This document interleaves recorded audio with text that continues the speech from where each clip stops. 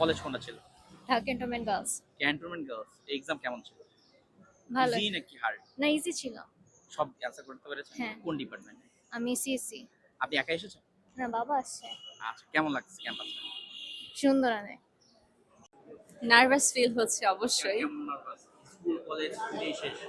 হ্যাঁ, school college দুটোই শেষ, ইউনিভার্সিটি নিয়ে অনেক হ্যাজল চলতেছে। আপনার স্কুল কোনটা ছিল? স্কুল আর কলেজ? স্কুল ছিল saint Francis Xavier's school and college, আর কলেজ ছিল DMRC doctor Mahbub Rahman Molla.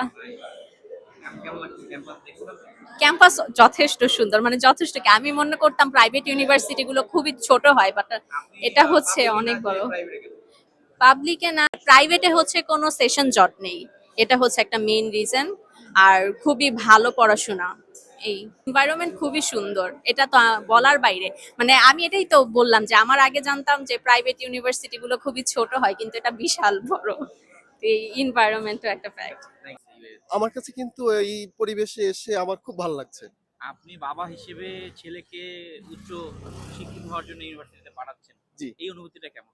Because school আহ, কলেজটা শেষ করলেন। ও তো স্কুল কলেজ শেষ করেছে বেশ ভালোই, রেজাল্টও ভালো ছিল।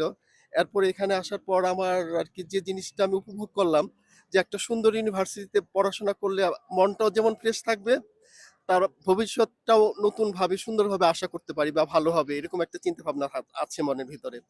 আর এই জন্যই আমার এই ইউনিভার্সিটিতে আসা।